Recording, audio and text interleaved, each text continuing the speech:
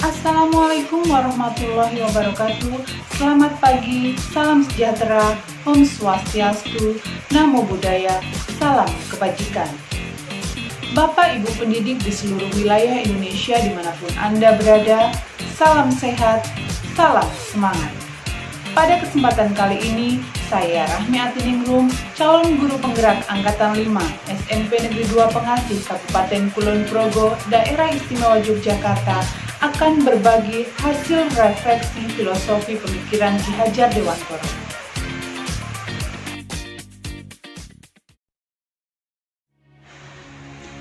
Merdeka belajar. Generasi beradab adalah generasi impian. Membentuknya tidaklah bisa instan. Proses panjang dan melelahkan bisa saja menjadi jalan terjal yang terus menghadang.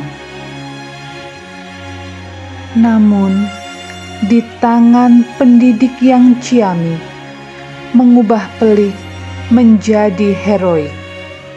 Perbedaan etnik dan keberagaman karakteristik justru menjadi sumber kekuatan, mengembangkan segala penjuru kecerdasan. Ing ngarsa sung tulodo menjadi pedoman,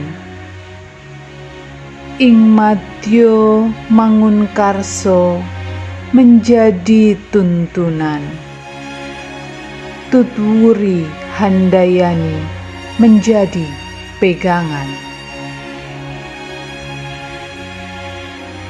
Kini merdeka belajar menjadi tujuan, mencipta insan sesuai kodrat alam dan zaman. Pendidikan tidak lagi hanya duduk di bangku kelas. Lingkungan sekitar menjadi tempat belajar tak terbatas. Budaya lokal adalah citra. Teknologi menjadi mitra. Karakter dan nilai luhur melebur dalam jiwa, menyaring budaya global yang kian bersenyawa. Mari rapatkan barisan bergerak bersama, mencetak generasi emas berakhlak mulia.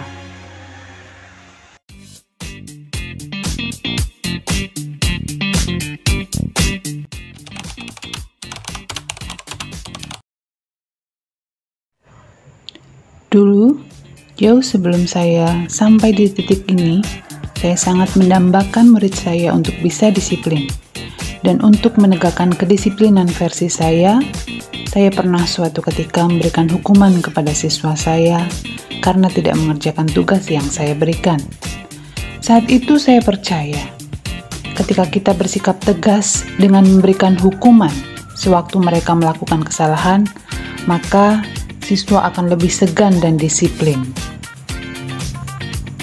Selain itu, saya juga beranggapan bahwa pendidikan di dalam kelas adalah sebuah proses transfer ilmu pengetahuan dari guru ke murid. Sehingga saya lebih banyak memberikan materi melalui ceramah dan latihan soal untuk mereka dengan harapan nilai mereka selalu baik dan tuntas. Saya juga menganggap bahwa teknologi adalah momok yang bisa menjerumuskan murid ke hal-hal yang negatif. Hal ini terjadi karena banyak sekali kasus murid yang menggunakan teknologi untuk hal-hal yang tidak seharusnya, sehingga sekolah pun sampai mengambil kebijakan untuk melarang siswa membawa gawai ke sekolah.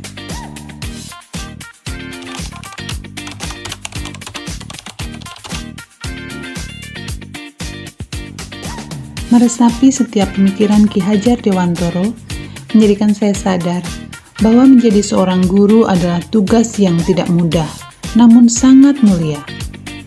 Pemikiran Ki Hajar Dewantoro sangat mendasar dan mampu menggugah kesadaran. Pemberian hukuman yang awalnya saya anggap bisa mendisiplinkan murid dan menimbulkan efek jera, ternyata kurang tepat.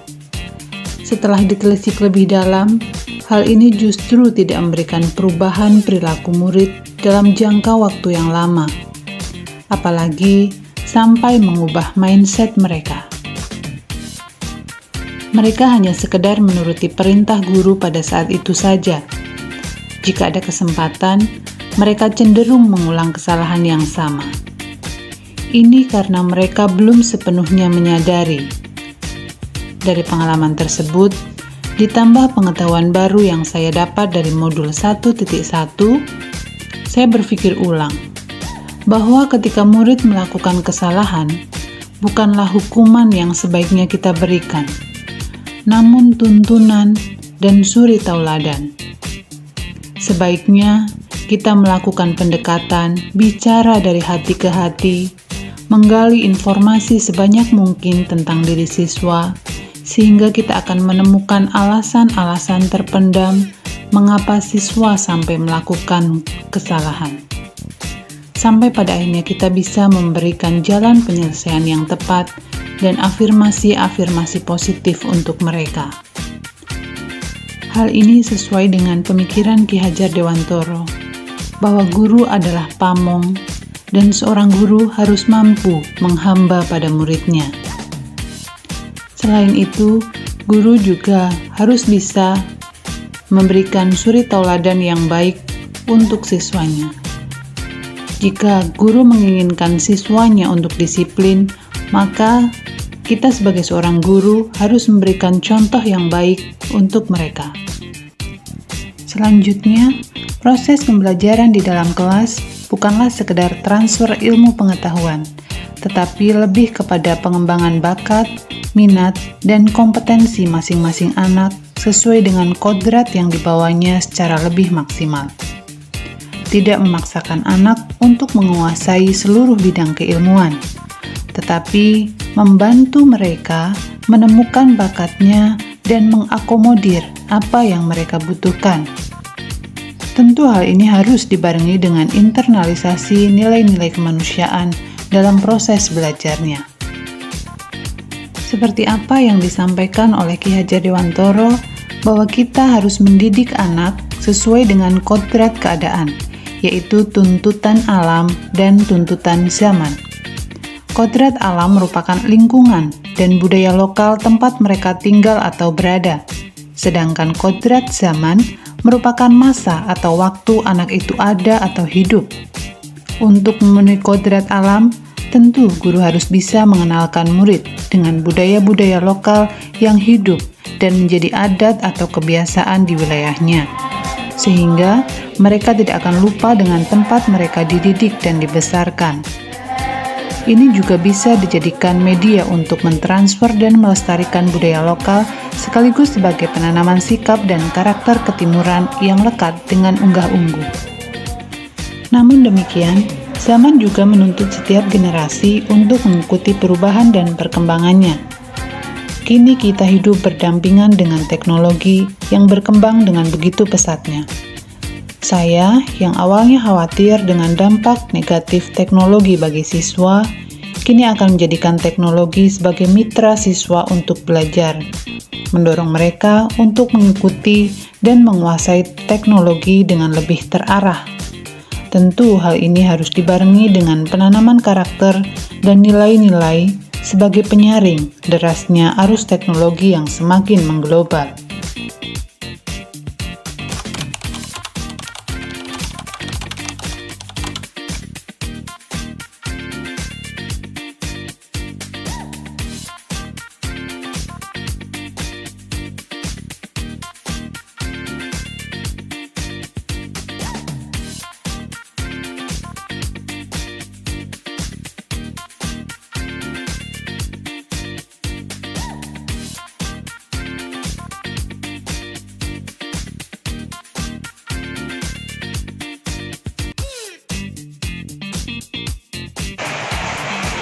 Demikian tadi hasil refleksi terhadap pemikiran Ki Hajar Dewantoro.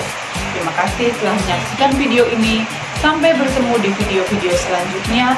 Wassalamualaikum warahmatullahi wabarakatuh. Guru bergerak Indonesia maju.